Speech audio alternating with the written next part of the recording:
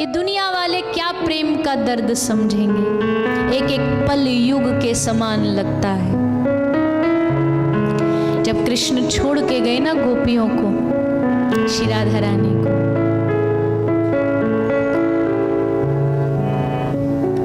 जब कृष्ण जा रहे हैं, सारे ब्रज के लोग बाहर दरवाजे पर खड़े हैं, कन्हैया को विदा कर रहे हैं। गोपियां दरवाजे पर खड़ी हैं। कृष्ण ने देखा सब आए पर श्री राधा नहीं आई, तो गोपियों से पूछा कहाँ है राधा, ले जाओ, वहां यमुना के तट पे बैठी है, कम से कम जाकर के एक बार बता तो दो कि मैं जा रहा हूं। तो श्री कृष्ण आए, श्री राधा रानी वहां बैठी थी। कृष्ण आकर के श्री राधा रानी के चरणों में बैठ गए और आज पहली बार अपने माथे का मुकुट उतारा और श्री राधा रानी के चरणों में रख दिया। राधा रानी ने कृष्ण की ओर देख करके कहा, हे प्रियतम, क्या बात है, ये नजरें झुकी क्यों हुई है और ये मुकुट उतारना? ठाकुर जी ने कहा, हे श्यामाजू, मुझे क्षमा करना क्योंकि मैं आपका अपराधी हूं। मैंने अपराध किया है, मैंने धोखा दिया है और आज मैं ये ब्रज छोड़ करके जा रहा हूं। लेकिन जाते जाते तुम्हें कुछ दे के जाना चाहता हूं। अपनी बंसी, अपनी मुरली, इसको संभाल करके रखना। निकाली फेंट से और श्री राधा रानी के चरणों में रख दी और कहा, हे श्री राधे, जब तुम्हें मेरी याद आए तो इस बांसुरी को बजा लेना, मैं आ जाऊंगा। जैसे कहा राधा रानी हंसी और हंस के बोली, तो ये बांसुरी कभी नहीं बजेगी, कभी नहीं बजेगी। क्यों? तुमने कहा कि जब याद आ जाए तो बजा लेना। श्री राधा रानी कहती हैं, प्रियतम, याद तो उसकी आती है ना जिसे भूला जाते, कभी जिसे कभी भूला ही ना जाए, उसकी याद कैसे आएगी? तुम्हारी याद हर पल हमारे मन में है।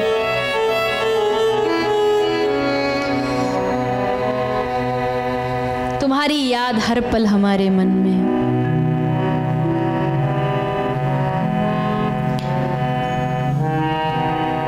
लेकर के बांसुरी वही रख करके ठाकुर जी चले गए। और फिर हम कहते हमारे वृंदावन की इतनी महिमा है, पर इस वृंदावन को वृंदावन कैसे बना? इस वृंदावन को वृंदावन बनाया है कृष्ण की याद में बहे गए आंसुओं ने। इस धरती पर, इस पूरी पृथ्वी पर इतना कोई दुनिया में नहीं रोया होगा जितना ये वृंदावन कृष्ण की याद में रोया है। हर पल तड़पते हुए, हर क्षण तड़पते हुए। एक पत्ता भी हिलता था ना तो गोपियों को लगता था कि कृष्ण आ गए। एक पत्ता भी हिलता था तो उन्हें लगता था श्याम सुंदर आ गए। वृंदावन की पहचान वृंदावन के आंसू हैं। आज भी अगर आप कोई वृंदावन आना चाहता है ना, तो हम पहले ही बता दें, वृंदावन में जाकर के पूजा पाठ करने से भगवान नहीं मिलेंगे। वृंदावन जाकर के वृंदावन की किसी वृक्ष से लिपट करके जब कोई भक्त रो के पुकारता है, कन्हैया कन्हैया पुकारा करेंगे, लताओं में ब्रज की गुजारा करेंगे। कन्हैया कन्हैया पुकारा करेंगे, लताओं में ब्रज की गुजारा करेंगे। कहीं तो मिलेंगे वो बांके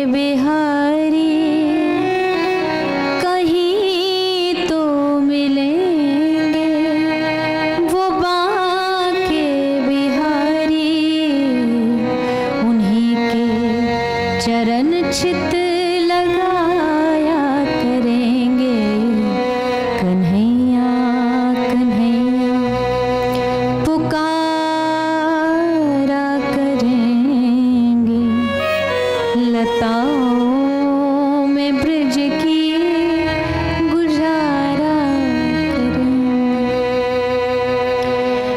प्रेम आँखों को पिघला देता है, प्रेम हृदय को पिघला देता है, और जब हृदय पिघलता है ना तो पसीज करके वो विरह आंखों से बहता है।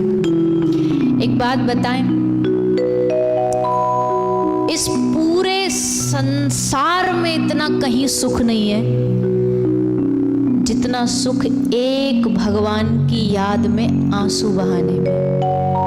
कभी करके देख लेना, जिस दिन भगवान की याद आए ना, उनके मंदिर में सामने बैठ के बस उनकी याद में आंख में आंसू होना, इतना खालीपन, इतना हल्कापन, ऐसे लगेगा मानो दुनिया का सब सुख मिलेगा। बोले रोने में सुख होता है कहीं? हाँ होता है। अगर ये रोना भगवान के लिए हो ना तो उस रोने में बड़ा आनंद है, बड़ा सुख है। हमारे ब्रज की तो भक्ति रोने की भक्ति है। आज भी वृंदावन चले जाओ, बस आपको कहीं कोई पड़ा मिलेगा, कहीं कोई बाल फैलाए पड़ा है, हा राधा हा श्याम सुंदर, भाई यही करते रहते। आप जाओगे ना ऐसे लगेगा किसी धाम में नहीं, किसी पागल खाने में आए हो।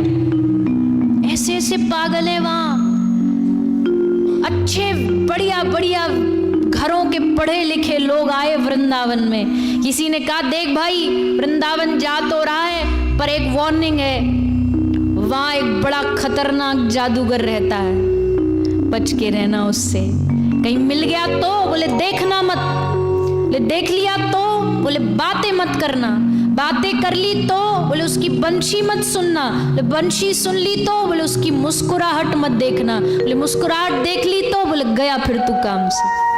फिर तुझे दुनिया में कोई डॉक्टर बचा नहीं सकता, कोई वैद्य बचा नहीं सकता। ऐसा बावरा बना देगा, ऐसा पागल बना देगा, अपना रूप दे के, अपनी लीला दे करके तुझे कुछ अच्छा नहीं लगेगा। इसलिए वृंदावन जाओ तो सावधानी से जाना, वृंदावन जाओ तो संभल करके जाना। ये चित्त चोर है, ये कभी भी दिल चुरा सकता है, लाएगा तुम्हें किसी भी बहाने से वृंदावन में, लेकिन ऐसा ऐसा बावरा कर देगा। दिमागी पागल पागल खाने में जाते हैं, पर जो दिली पागल होते हैं वो हमारे वृंदावन के पागल खाने में आते हैं। ऐसा है वृंदावन में। वहाँ ऐसे ऐसे साधु हुए हैं, श्री राधा रानी का नाम लेते लेते रोते रोते रोते रोते अंधे हो गए। एक मदन टेर एक स्थान है, वहाँ एक बाबा रहते थे, मदन टेर वाले बाबा उनको बोलते थे। वो बाहर से आए वृंदावन में, राधा राधा राधा कहते कहते इतना रोए कि उनकी आंखें चली गई। तो एक दिन राधा रानी ने कहा चलो इस बाबा को दर्शन दे के आती हूँ। तो बालिका के रूप में आई, आकर के बोली बाबा तो काय को रो रहे हो है? तो बाबा चुप रहे। उनको लगा कोई बच्ची आई है, हमारा ध्यान डिस्टर्ब कर रही है। बाबा तू क्यों रो रहे हो है? मुझे तो देख के दुख लग रहा है, तू चुप हो जा। फिर भी बाबा कुछ ना बोले। राधा रानी बोली बाबा लगता है तेरी भैंस खो गई है इसलिए रो रहे तू। बाबा फिर भी चुप रहे। फिर हंसाने के लिए श्री जी ने बोला अच्छा अब समझ गई, भैंस नहीं तेरी बहू खो गई है। बाबा फिर हंसे। बाबा बोले अरे लाली, बाबा जी इनकी कहीं बहू होती है क्या? तो फिर तू क्यों रो रहे हो बाबा? तो बाबा बोले लाली मैं जिनके लिए सारा दुनिया छोड़ के आया, जिनके लिए मैंने सारा संसार छोड़ा, घर छोड़ा, परिवार छोड़ा, जिनको अपना माना शामा शाम, उन्होंने मुझे भुला दिया। मैं इस वृंदावन में पड़ा पड़ा कितने वर्षों से राधा राधा कह रहा हूं, पर वो सुनी नहीं रही। कन्हैया कठोर है ये तो सुना था, पर लगता उसका संग करते करते ये किशोरी जी भी बड़ी पत्थर दिल बन गई है, आती नहीं है, दर्शन नहीं देती। तो किशोरी जी ने कहा मैं कब से पत्थर दिल हो गई? एकदम से निकल गया मुंह से। बाबा बोले लाली मैं तेरी थोड़ी कह रहा हूं, मैं तो वो राधा रानी किशोरी जी उनकी कह रहे हूँ। अगर उनमें हृदय होता तो कब की ना जाती हमें दर्शन देने। बस श्री जी को लगा नहीं, हमारा नाम है करुणामयी, ये करुणा छूटनी नहीं चाहिए। बाबा के सर पर हाथ रखा और जैसे हाथ रखा बाबा को दिखने लगा तो सामने राधा रानी खड़ी। सूरदास जी गिरिराज जी की तलहटी में दिन रात बस कृष्ण कृष्ण उनका नाम लेते हैं। एक दिन दोनों शामा शाम आ गए दर्शन देने सूरदास को। श्री राधा रानी बोली, श्याम सुंदर से तुमको लज्जा नहीं आती? ये अंधा सूर कब से तुम्हें बुला रहा, चलो आज इसे कृपा करके आते हैं। तो दोनों आगे गिरिराज जी की तलहटी में खड़े थे। दूर ठाकुर जी ने देखा राधा रानी एकदम सामने खड़ी है, पर सूर अंधा है, दिखाई नहीं दे रहा, इसलिए वहीं खड़ा है, कुछ नहीं कर रहा। ठाकुर जी ने कहा, इस बावरे को कैसे समझाऊं कि श्री जी खड़ी है सामने। तो ठाकुर जी ने इशारा दिया, इशारे में बोले, अरे श्री जी पास में मत जाओ, ये दिखने में ही अंधा है पर बहुत चतुर है, पांव पकड़ लेगा। मानो इशारा दे रहे सूरदास जी को कि पकड़ ले पांव, तेरे सामने खड़ी है। श्री जी कहाँ मानने वाली, और आगे बढ़ी और आगे बढ़ी। जैसे नजदीक गई, अरे अरे श्री जी अब तो आप एकदम सामने ही आ गई हो, अब तो सामने ही खड़ी हो, जरा सा हाथ बढ़ाएगा तो आपका पांव पकड़ लेगा। सूर समझ गया और तुरंत सूरदास जी ने हाथ आगे किया तो श्री राधा रानी की पायल हाथ में आ गई। जैसे आई तो पायल तो आ गई, वो पीछे हट गई तो पैर छूट गया, पर पायल हाथ में आ गई। सूरदास जी ने सोचा कोई बात नहीं, भागते भूत की लंगोटी काफी है, पायल मिली तो पायल वाली भी मिलेगी, लेने तो आना पड़ेगा ना। तो थोड़ी देर बाद श्री जी आई, क्योंकि बिना पायल के, बिना नूपुर के रास नहीं होता है। जब श्री जी नूपुर बजाती है तब रास शुरू होता है, तो रास करना है, नूपुर चाहिए। तो आई श्री जी सूरदास जी से बोली, बाबा मैं पास के गांव की लाली हूं, मेरी पायल खो गई है, तो ये मिली का?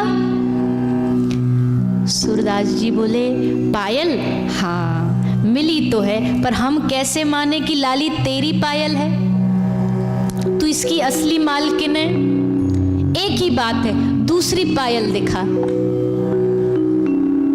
श्री जी फंस गई। उनने दूसरा पैर आगे किया और जैसे दूसरा पैर आगे किया, सूरदास जी ने श्री जी का पैर पकड़ लिया और कहा, अब नहीं छोड़ूंगा। अंधा समझते हो, भाग नहीं सकता तुम्हारे पीछे, पुकार नहीं सकता तुम्हें, तो अंधा समझ के कभी भी छोड़ के चले जाओगे। आज कृपा करो। दोनों ने सूरदास जी के सर पे हाथ रखा और जैसे हाथ रखा सूरदास की आंखों में रोशनी आ गई। देखा दोनों सामने राधा माधव खड़े हैं। देख करके हृदय भीग गया, द्रवीभूत हो गया। अब ठाकुर जी ने कहा, सूर तुझे क्या चाहिए बता। तो सूरदास जी ने हाथ जोड़ के कहा, प्रभु अब ये आंख मेरी वापस ले लो। क्यों? इन आंखों ने जिसको देखना था देख लिया, अब दुनिया नहीं देखनी। आपको देखना था बस, अब कुछ नहीं। देखो चाहत कमल नयन को, देखो चाहत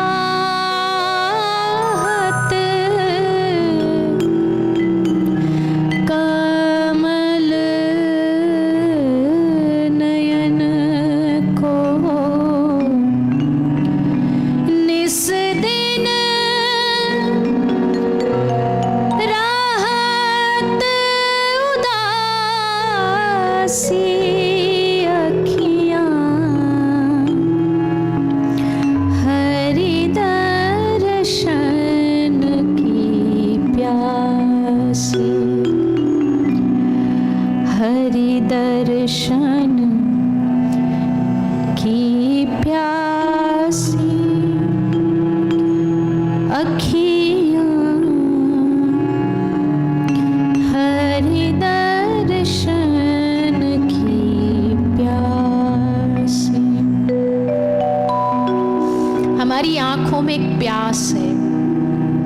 हमें लगता है ये प्यास है पैसे की, हमें लगता है ये प्यास है दुनिया की।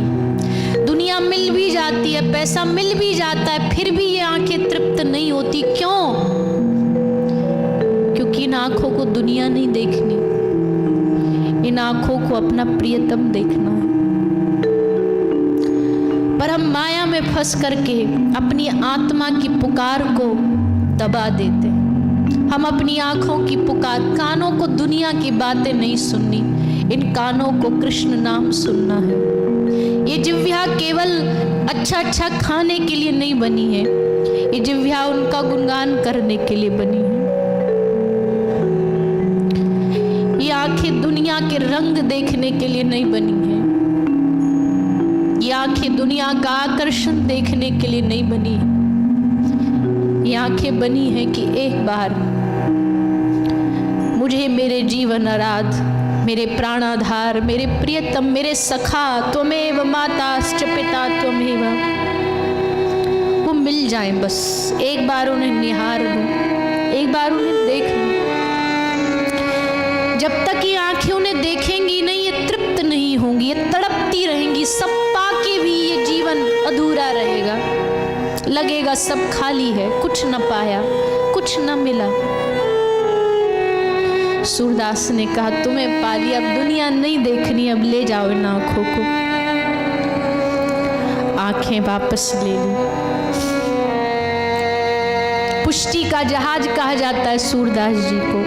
क्या अद्भुत भक्ति थी, क्या अद्भुत प्रेम था। पूरा जीवन अपनी वाणी से शामा शाम को गा के रिझाया। गिरिराज जी में पड़े रहते, भाव गाते रहते, रिझाते रहते। एक दिन गोवर्धन में चंद्र सरोवर पर जब अंतिम सांस ले रहे थे, सबको पता था कि आज पुष्टि का जहाज डूबने वाला है। किसी ने पूछा सूरदास जी बाबा तुम्हारी कोई अंतिम इच्छा? बोले हाँ मेरी एक इच्छा है। क्या? जब कोई धरती पर जिसको लिटाया जाता है तो पीठ के बल लिटाया जाता है, सीधा। सूरदास जी ने कहा मेरी अंतिम इच्छा, मुझे उल्टा लिटा दो। क्यों? ये कैसी इच्छा है? सूर की आंखों में आंसू थे और सूर ने कहा मैंने पूरा जीवन इस ब्रज की माटी को कभी पीठ नहीं दिखाई, मैं जाते जाते भी इस ब्रज की माटी को पीठ नहीं दिखाना चाहता। मैं इस माटी को अपने गले से लगा करके जाना चाहता हूँ, क्योंकि ये ब्रज की माटी माटी नहीं है, ये राधा कृष्ण के प्रेम का सार है। ये श्री राधा रानी की चरण है, कृष्ण के चरण की रज है। चरणन की रज पाऊं किशोरी,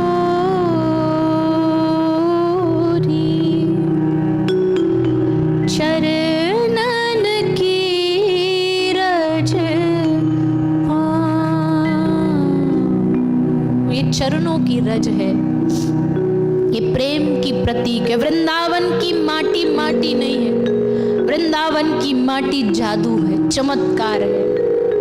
ये चाहे तो एक पल में भक्ति दे सकती है, एक पल में कृष्ण प्रेम दे सकती है। वृंदावन की माटी में इतनी ताकत है, वृंदावन के वृक्षों में इतनी ताकत है कि वो चाहे तो गले लगाने भर से हमारे भीतर प्रेम की ज्योति जला सकते हैं। सूरदास से कहा बाबा जाते जाते कोई अंतिम भाव नहीं सुनाओगे? सबको पता है आप जा रहे हो, कोई अंतिम भाव? तो अंतिम भाव सूरदास ने गाया, वो आज भी पुष्टि में रोज गाया जाता है। दृढ़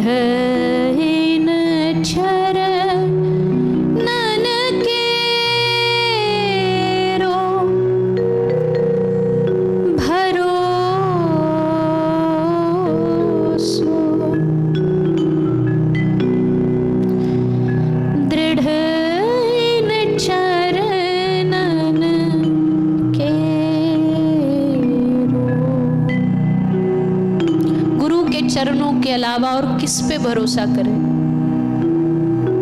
भगवत चरणों के अलावा और किस पे भरोसा करें?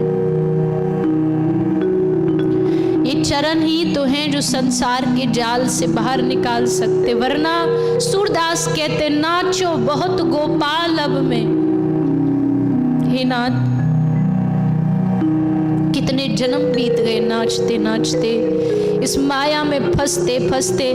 आज इसको भाई बनाया, इसको पति बनाया, इसको बेटा बनाया। अगले जन्म में फिर कोई नया परिवार मिल जाएगा, फिर नया देश, नया नाम, नई पहचान। और ऐसे ही इस 84 के चक्कर में मैं नाचता रहूंगा, नाचता रहूंगा। इससे बाहर निकलने का एक ही रास्ता है, तुम्हारे चरण रूपी नौका। इसी को पकड़ के पार उतरा जा सकता है, वरना मेरे बस की बात नहीं है। कृपा करो जो मैं संसार, इस भव सागर से पार उतर सकूं इन चरणों के सहारे। मुझे भरोसा है, मुझे विश्वास है। श्री वल्लभ नख चंद्र छटा बिन सब जग माझ अंधेरो भरोसो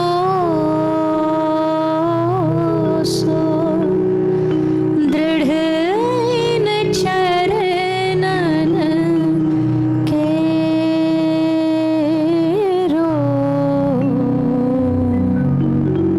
भरोसा होना चाहिए भगवत चरणों पे, गुरु चरणों पे। यही पार लगाएंगे। सूरदास जी ने यही अंतिम भजन गाया। और एक जीवन, सूरदास जी के जीवन की और एक विचित्र कथा। सूरदास जी ने संकल्प लिया था कि हम मरने से पहले 1.25 लाख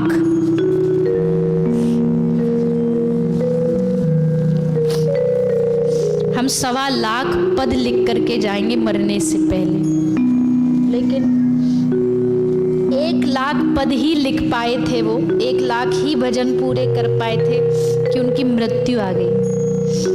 तो किसी ने कहा सूरदास जी का संकल्प अधूरा रह गया।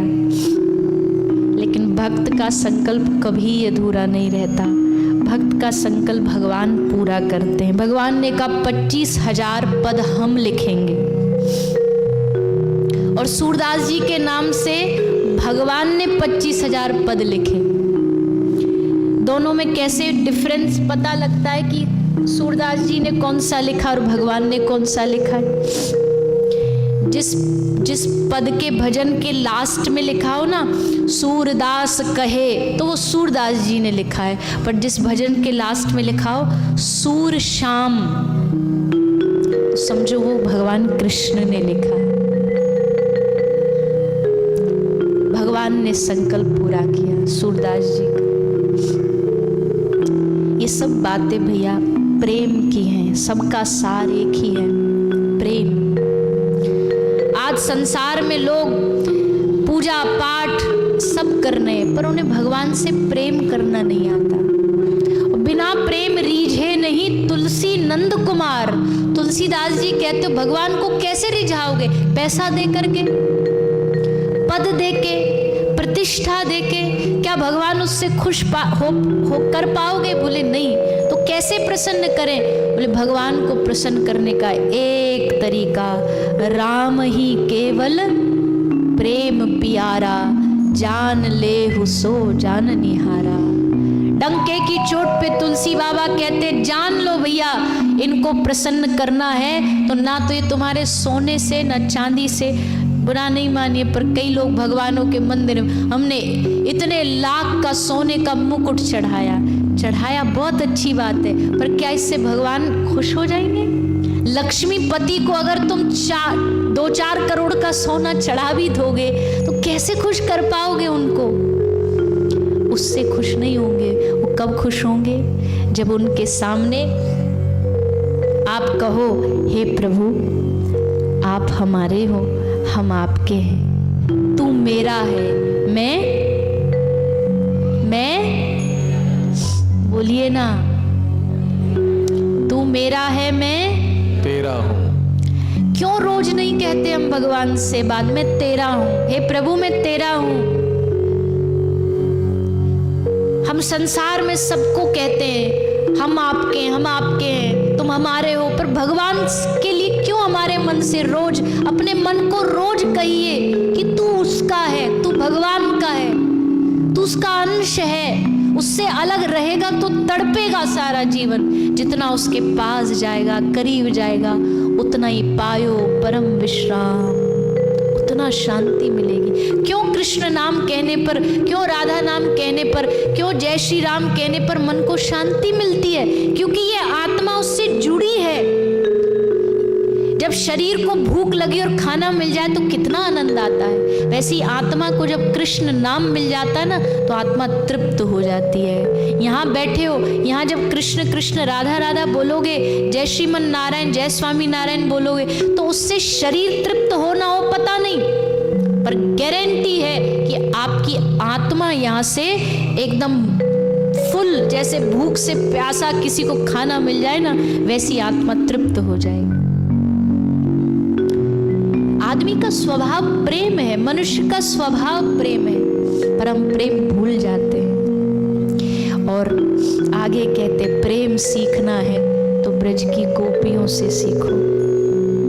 आहा, यथा ब्रज गोपिका नाम, क्या अद्भुत प्रेम है गोपियों का।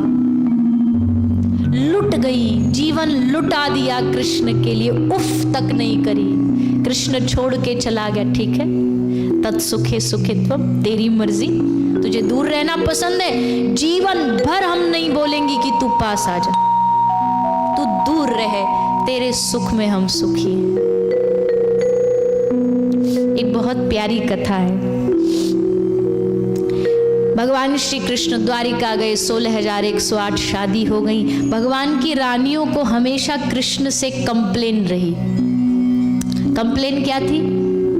शादी हमसे करी पर प्रेम। आज भी रात को जब सोते हैं ना तो सोते सोते इनके मुंह से आवाज आती है, हा राधे हा राधे हा राधे।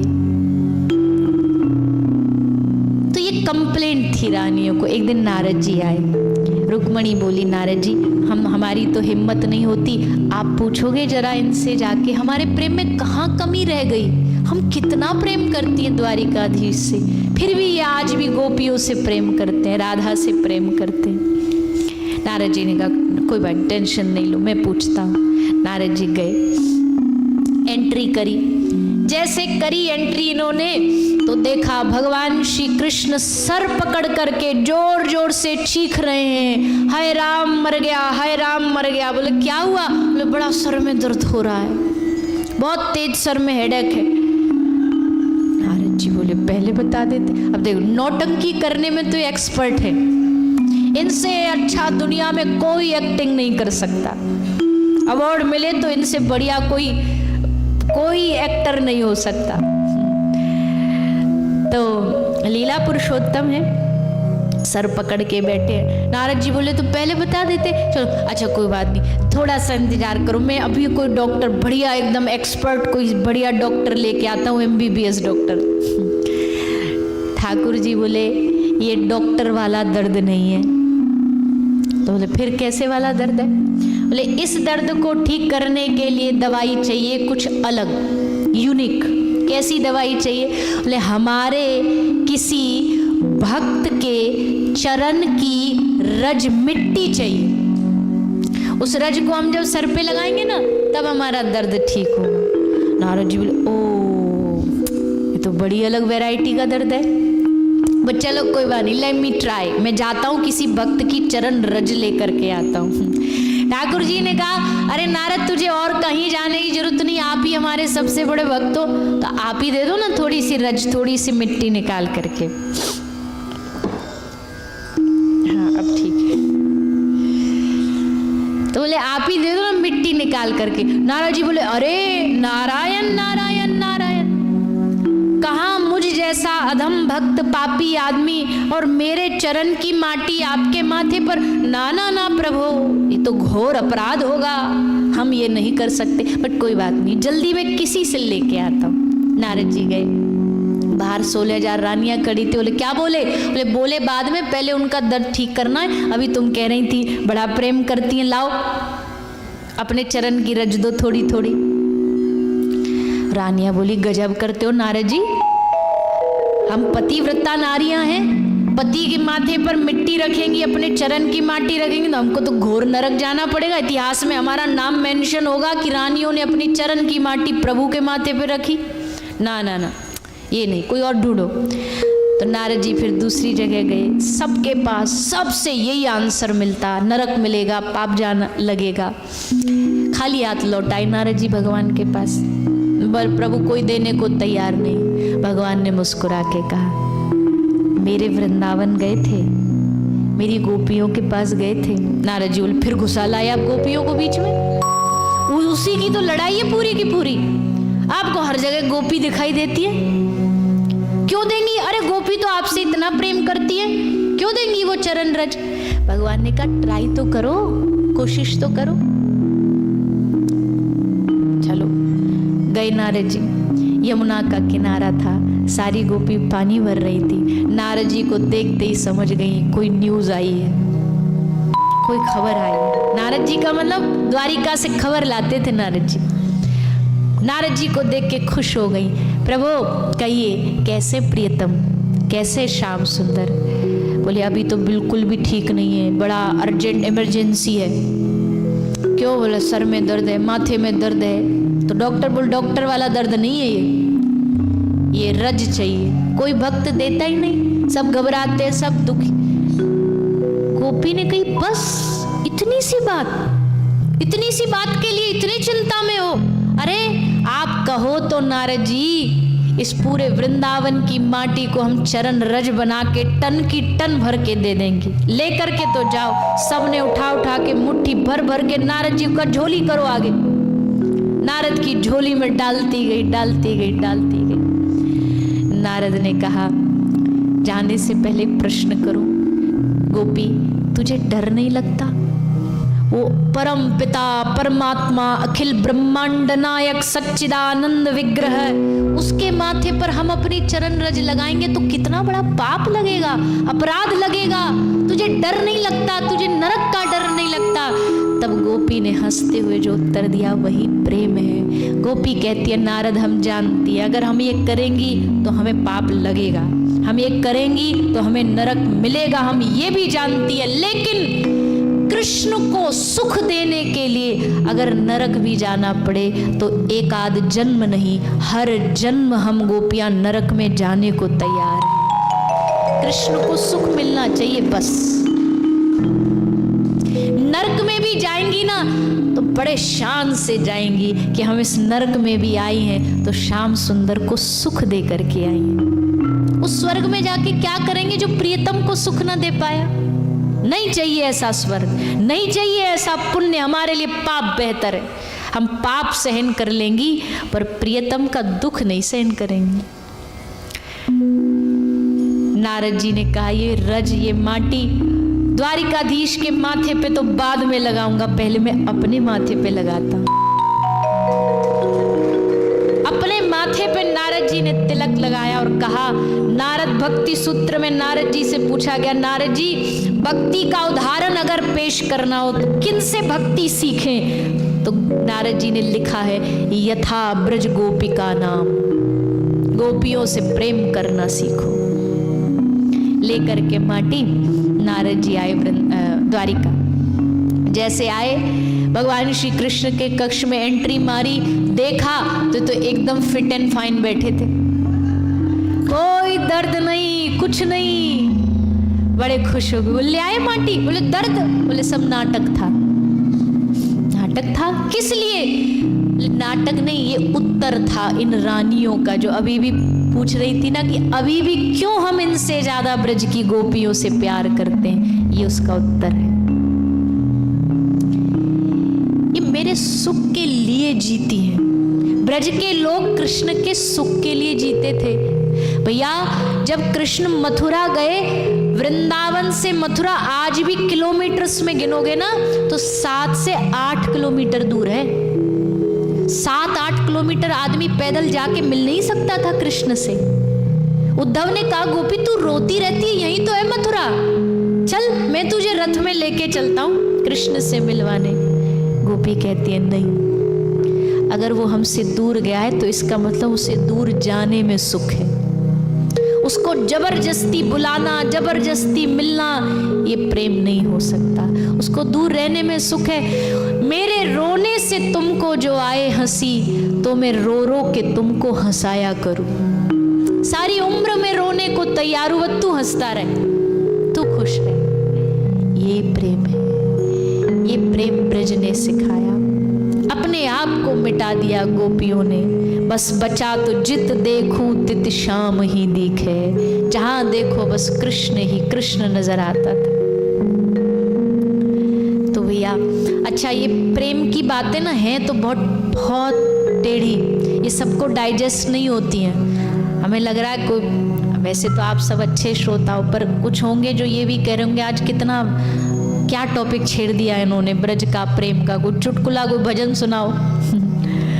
पर एक बात मान लीजिए, जिसने प्रेम को उतार लिया ना जीवन में, आहा, दुखों में भी मुस्कुराएगा, परेशानियों में हंसता हुआ खिलखिलाता नजर आएगा।